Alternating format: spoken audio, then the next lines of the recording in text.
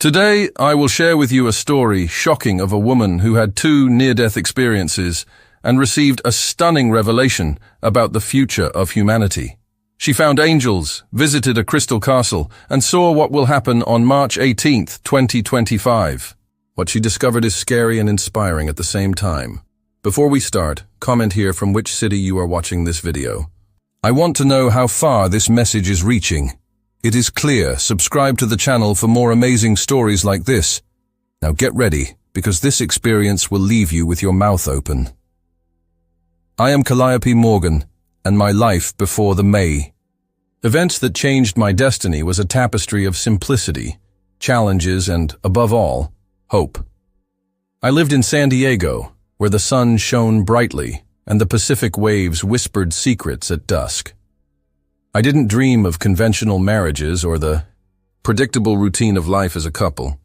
I always believed that my journey was unique and that true bonds are formed in unexpected ways. My routine started early.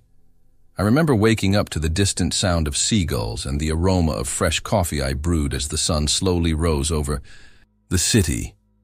One more day to make a difference, I used to say to myself as I tidied up my small kitchen, full of books and photographs that told stories of my past and my dreams. The decision to adopt Harper came at a time of intense reflection.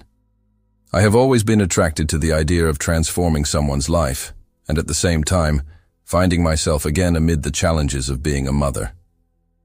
During long conversations with friends, and even with strangers who, in some way, I crossed paths with, I heard that in China the traditional preference for sons made the adoption of girls something even more significant. That's how, after many back and forth, exhausting travel, endless forms, and waiting that tested my patience, I finally won the right to bring Harper into my world. I remember one specific day when I was sitting in a small waiting room at the airport, suitcases at my side, as my thoughts raced. Am I making the right choice? I whispered to myself, my voice choked with emotion. An elderly woman sitting next to me looked at me tenderly and said, "Honey, love has no rules. Your courage has already brought you this far." Those words remained engraved in my memory and pushed me to move forward, even when doubts threatened to overwhelm me. Harper's arrival transformed daily life. Her every little gesture, her contagious laugh and curious looks as she discovered the world were like balms for my soul. "Mommy, look how the ball rolls," she exclaimed, running after a toy she found in the park, and I found myself smiling like never before. But, even in the midst of the happiness it provided, anxiety haunted my thoughts. There were nights when, lying in bed, I listened to the silence in the house and asked myself, am I doing everything right? Will the future be kind to me and Harper? Between doctor visits, work commitments, and sweet and intense moments with my daughter, I was experiencing a constant whirlwind of emotions. The phone rang, bringing good news and bad, as I tried to balance the responsibilities of being a mother and maintaining my own emotional sanity. Every day was a new adventure, a silent battle against uncertainty, but also an opportunity to reinvent myself. In those days, the streets of San Diego seemed to reflect my inner state, full of life, but with discreet shadows that reminded me that happiness never comes without challenges. And despite the fears and doubts, I knew that this was the beginning of a story that somehow would become a testimony of overcoming and true love. Life had been a dance between challenges and small victories, but I never imagined that a simple medical exam could become the prelude to a whirlwind of uncertainty. On that gray winter day in San Diego, as the sky seemed to reflect my restlessness, I went to Doctor. I felt a mix of anxiety and resignation. After all, I had always been a resilient person, used to facing the storm, but I had never imagined that a storm of such frightening proportions was about to form. Upon entering the waiting room, I observed the serene faces of the other patients as I sat, remembering the countless times when health was taken for granted, a natural state until it was called to attention. Am I exaggerating? I thought, trying to calm my racing heart. When my name was called, Dr. Thompson greeted me with a calm smile, but his eyes held a silent concern that immediately captured my attention. "Calliope, I have some results that we need to discuss," he said, as he leafed through the papers with the precision of someone who had already witnessed critical moments throughout his career. His voice, calm but carrying an inexplicable weight, reverberated in the exam, making each word penetrate deeply into my being. I tried to maintain my composure, but soon the numbers started, telling me a story I didn't want to hear. A drastic drop in my red blood cell count, a sure sign that something was terribly wrong. "But how is this possible?" I asked, trying to find a loophole in the cold narrative of the laboratory results. The silence that followed only increased my apprehension. "Calliope, we also detected uterine fibroids that are causing intense bleeding," continued the doctor, with a seriousness that transformed each syllable into a warning sentence. At that moment, my heart accelerated, and a wave of fear washed over me. What if we don't do something now? What if? My thoughts became lost in a maze of dark possibilities. The room seemed to shrink around us, and the sound of my heartbeat sounded like a war drum. On a desperate impulse, I interrupted the doctor. "But, Dr. Thompson, what if I can still attend Harper's graduation? I can't lose these precious moments." My words trembled, marked by the despair of a mother who fights for every second with her daughter. The doctor's gaze softened, as if he understood the depth of my dilemma. He explained in a calm voice that the situation was serious, and that the only way to avoid a fatal hemorrhage was to remove the uterus. His every word rang like a warning bell, a call to reality that, no matter how much I wanted to ignore it, could not be undone. "It's a painful but necessary sacrifice," he said, as my hands shook, trying to hold the weight of a decision that seemed ripped from a nightmare. The office was filled with an awkward silence, interrupted only by the sound of medical instruments and the slight rustle of curtains in the wind. At that moment, I felt vulnerable, exposed to a truth that forced me to face the imperative of my own existence. The tears began to flow silently, mixing with the determination to fight for Harper and me. As I left the office, Dr. Thompson said goodbye with a reassuring wave, but his words echoed in my mind. "The path will be arduous, but there is hope in each new dawn." Every step I took in that hallway seemed to take me closer to a reality I never expected to face, where the fragility of life was revealed in every beat of my heart. Those weeks, leading up to the surgery, were marked by deep restlessness and sleepless nights. Each dawn brought with it the weight of an impossible decision: face surgery that would take away part of my feminine essence or risk a fatal hemorrhage. I, Calliope, felt my heart divided between the hope of continuing to follow each milestone in Harper's life and the fear of her own death. One of those nights, as the rain gently tapped on the bedroom window, I sat at the kitchen table with a cup of hot tea, trying to find an answer that was hidden between the shadows of doubt. Harper, with her childish sweetness, played with her toys in the corner of the room, oblivious to the storms unfolding inside me. In a trembling whisper, I said, "Harper, Mom needs to go through something difficult, but I know that each step brings me closer to better days." These words, spoken more to myself than to the child, were the echo of a heart that struggled to accept the inevitability of the procedure. At the final consultation with Dr. Thompson, the atmosphere was filled with almost palpable tension. He entered the room with a serenity that contrasted with the whirlwind of emotions that dominated me. "Calliope, today we need to confirm." "Your decision," he said, while adjusting his glasses, as if he wanted to see beyond the numbers and graphs that defined my condition. I stared at him, trying to find courage in his gaze.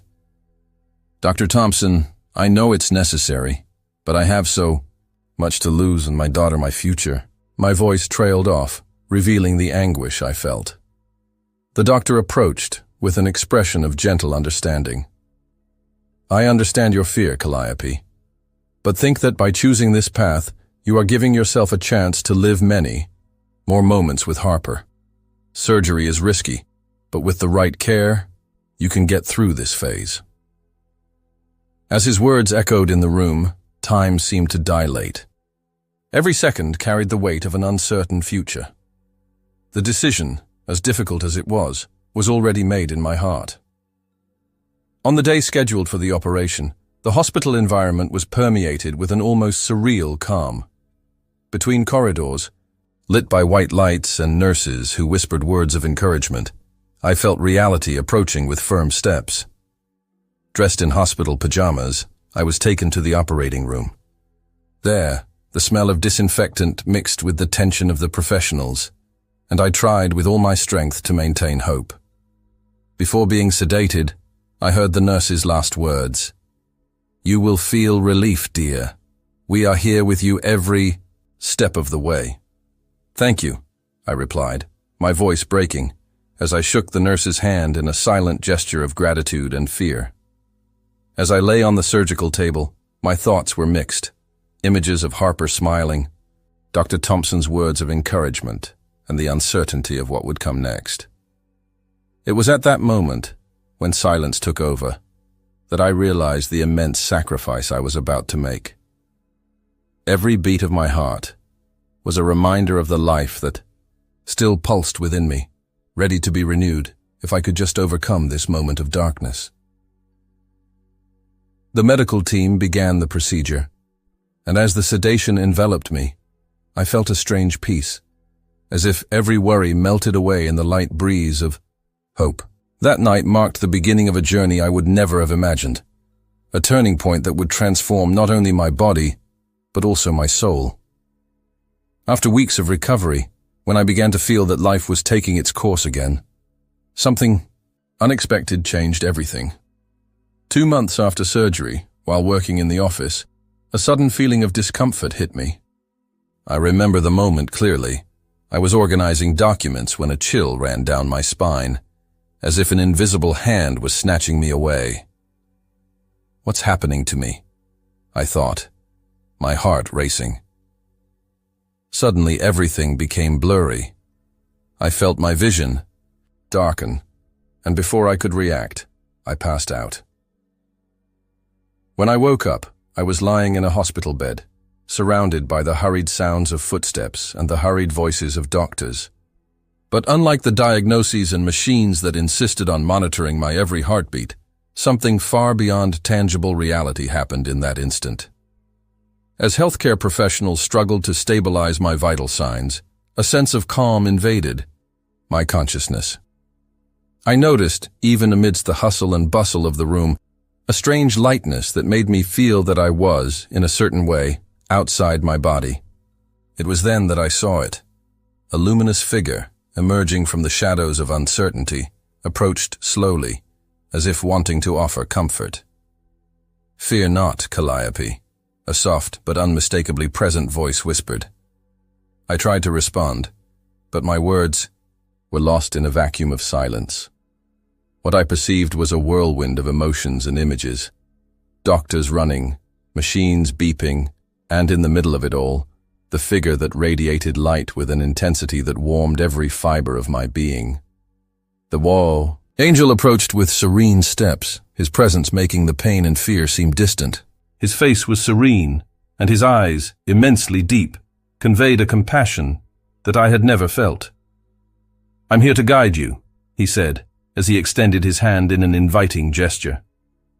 Despite being immersed in a state of near unconsciousness, I felt an immediate connection with this entity, as if our history had been intertwined long before I understood the depth of the moment. In that brief moment, as I watched the doctors and nurses move frantically around me, I realized I couldn't interact with them. It was as if I were on a threshold between two worlds, where my essence was freeing itself from the bonds of the physical body. The sensation was one of profound relief, where pain and suffering had no place, replaced by an almost ineffable peace. "You are being called to a place of answers, Calliope," continued the angel, his voice mixing with the distant sound of a celestial melody. Even without the strength to respond, I felt each word echo in my soul. In an instant, I was enveloped by an intense light, and the hospital environment, with all its confusion, dissolved into a panorama of colors and sensations that I would never have imagined existed. As I floated in this space of pure serenity, I could see the doctors' faces turn into benevolent shadows, and the sounds turned into a soft song that intoxicated me with promises of love and renewal. The angel guided me with hands that felt as real as life itself, explaining that although I was in danger, this experience was not an end, but a gateway to a greater understanding of my being. After that transcendent experience, I was suddenly ripped from that celestial limbo and brought back to physical reality.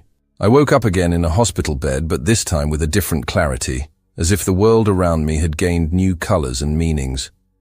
As the doctors gathered to discuss what had happened, I heard a mixture of technical words and murmurs of disbelief that reminded me that, despite everything, I was still here.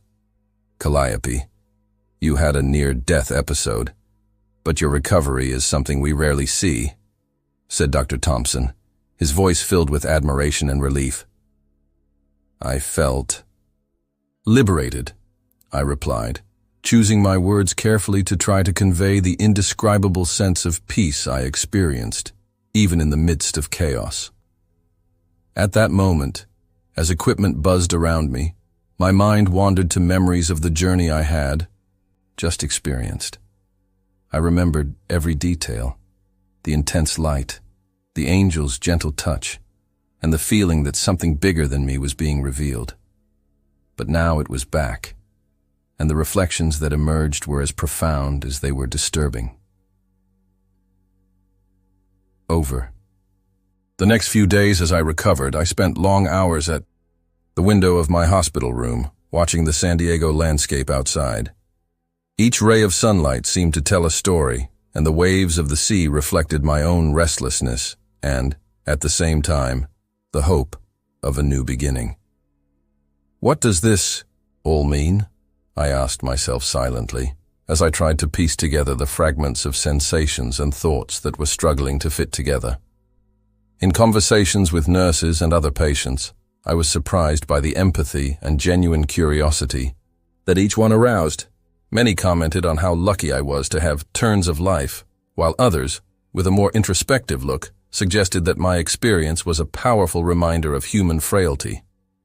Every day is a gift, said a nurse with a gentle smile. You are here to live, to love, added another, as if the hospital became a temple where life was celebrated even in the midst of pain. These encounters awakened a new perspective in me. I decided then that I would not allow myself to be consumed by fear or uncertainty. In an intimate conversation with Dr. Thompson as he reviewed my scans, I expressed my resolve. I understand now that every heartbeat is a miracle. I won't waste a single moment. I want to live with purpose, spread this message of hope, and if possible, help other people find their own inner love. The doctor, with a firm and understanding look, nodded. You're already doing it, Calliope. Your experience is living proof that life, with all its uncertainties, is too precious to ignore. During that period, I began to value small gestures. Each visit from Harper, the spontaneous laughter of a co-worker, and even the silent moments, when the world seemed to slip away, contributed to a new inner reality. I felt a deep connection with everything around me, as if the experience I lived had unveiled a veil that prevented me from seeing the beauty of everyday life. When I left the hospital, I took with me not only the physical mark of recovery, but a spiritual transformation that influenced every decision I made. Every step on the streets of San Diego, every chance encounter now carried greater meaning. I knew that the experience I had was a gift, a chance for a fresh start and a fuller, more conscious life. The feeling of having overcome the worst seemed to give me a new perspective on life.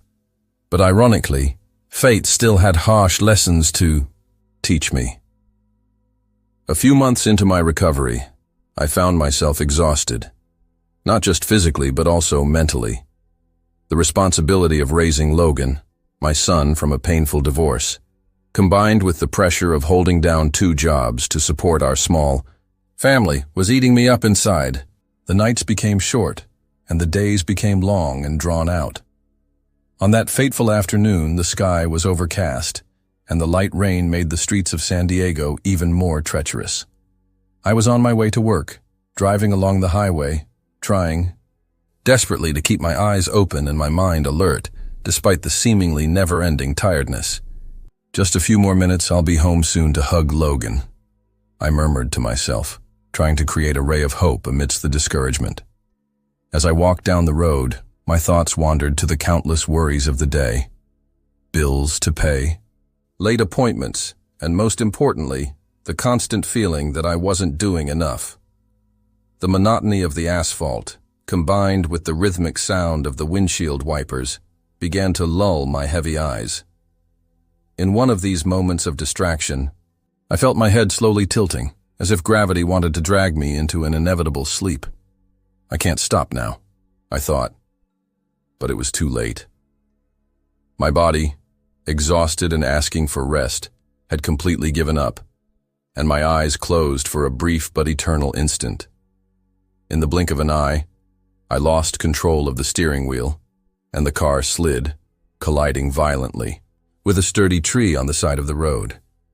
The sound of the impact echoed like thunder in my ears. The world around me turned into a blur of colors and chaotic noises, and then darkness took over. I don't remember screaming, perhaps because the fear had been replaced by a state of torpor and resignation. In the midst of that darkness, I felt as if I was being dragged into a silent abyss where time seemed to have no meaning. When I opened my eyes again, I found myself in a completely different environment. I was no longer inside the car, but in a space surrounded by an almost palpable gloom, where shadows danced in silence. All around me, spirits wandered aimlessly, presences devoid of purpose. Amid this unsettling scenario, a familiar figure began to emerge. A man who reminded me of my grandfather, whose presence, even after death, was marked by a silent wisdom. Don't let yourself be carried away by these specters, Calliope. His voice echoed, soft but firm, breaking the oppressive silence. I, stunned, could barely respond. In an effort to understand what was happening, I heard again, this time, a male voice that seemed to come from another time. Your journey is not over yet, and these lost souls have nothing to offer. Stand firm and allow the light to guide you. As I listened to those words, a faint light began to creep into the horizon of my consciousness. This light contrasted with the darkness that surrounded me, bringing a feeling of relief and security. I felt like I was being enveloped by an invisible hug, guided by this light that intensified with every second. At that moment, I understood that that accident, although traumatic, was a kind of calling, an alert that I needed to take better care of myself, recognize the limits of my body and mind. Even among the wandering spirits and the gloom of the gloom, there was a clear message. Life is too precious to waste. When the light of redemption became more intense, I felt that I was being led into a new chapter of this extraordinary journey.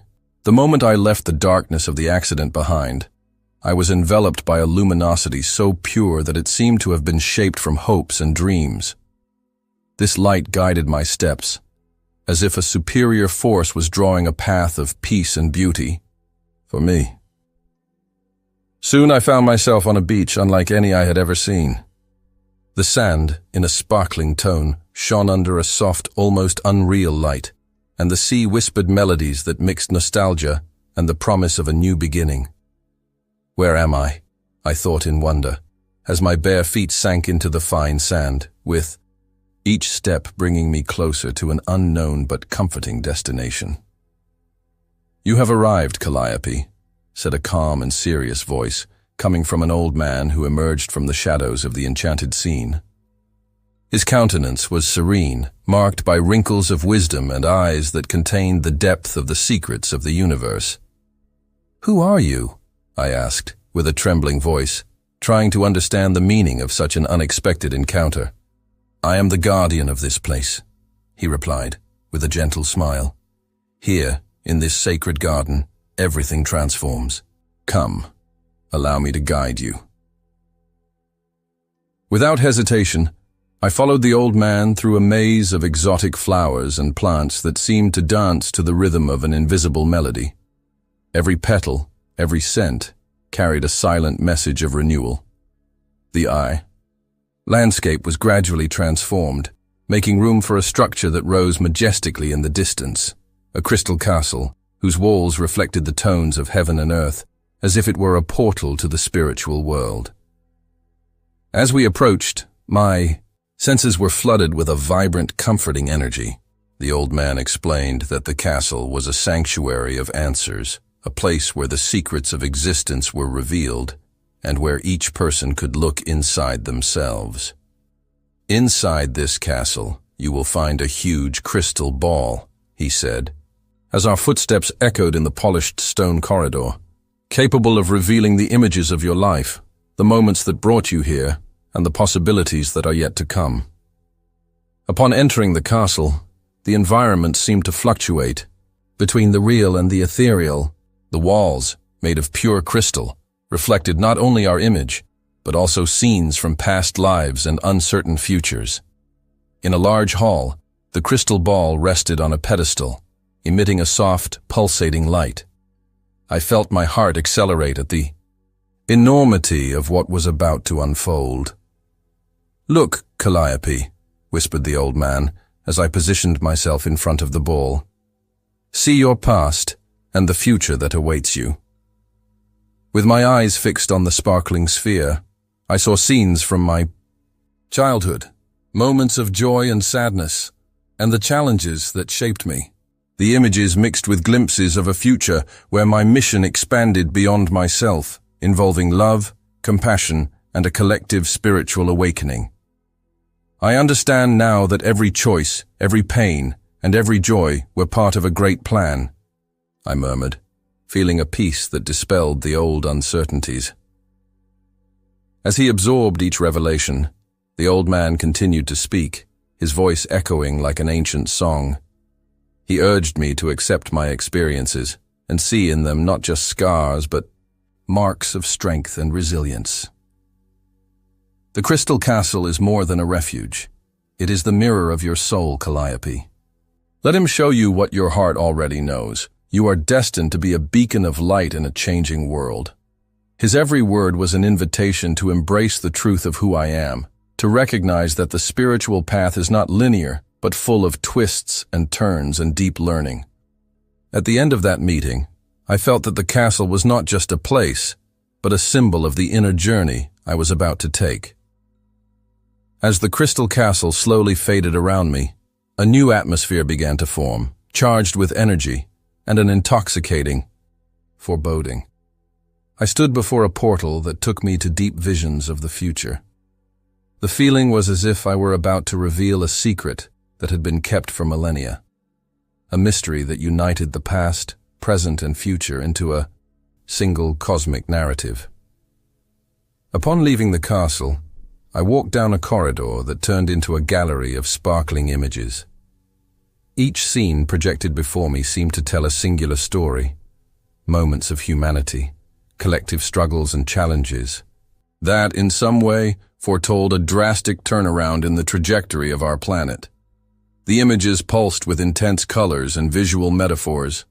I saw hurricanes tearing through the sky, earthquakes that opened fissures in the earth, and tsunamis that swept everything in their path. An electric energy invaded the air, foreshadowing an imminent change that was approaching like an overwhelming tide. Suddenly, the gallery dissolved, and before me appeared a presence that radiates serenity and power. A group of beings of light, materialized in a celestial clearing. But there was a singular highlight, a man in white robes, whose golden cross shone brightly. It was Jesus. His eyes, full of compassion and wisdom, met mine, and in that instant, all doubts and fears were replaced by a comforting certainty. Calliope. Her voice sounded soft but firm, like a balm for my soul. I understand your pain and anguish. You carry a heavy burden, but know that the future holds paths of healing and transformation for all of us. I, almost unable to contain my emotion, responded with a whisper full of gratitude and perplexity. Lord, how can I face such an uncertain fate? How can I, with all my fear and weakness, contribute to a future where hope prevails? Jesus approached, and as he spoke, each word seemed to draw a new panorama in my mind. He revealed to me visions of a future where I would live in a cozy home, surrounded by love and support, with Logan by my side and a new companion who would bring balance and tenderness to my existence. His words were full of promises, but also challenges. The path would not be easy, but love and faith would be the anchors in the midst of the storm. You have the strength to transform not only your life, but also those who cross your path, he continued, with a penetrating gaze that seemed to see beyond my scars. View every challenge as an opportunity to be reborn, and remember that true power lies in the love you share.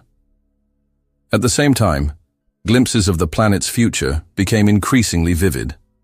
I saw political leaders being challenged by a people hungry for change. I saw communities coming together to rebuild cities devastated by natural disasters, and I felt the vibration of a humanity about to awaken to a new era of consciousness and compassion. The image of March 18, 2025 remained fixed in my mind as a milestone that symbolized the beginning of a global transformation where fear would be replaced by union and chaos, by the order of love. Between tears and suppressed smiles, I realized that this meeting was not just a personal revelation, but a call to action. Jesus encouraged me to accept this life mission, to be a beacon of light and hope in a world facing monumental challenges. He emphasized that even in the darkest moments, the inner love of every human being could transform into a revolutionary force capable of propelling humanity towards a future of peace and harmony.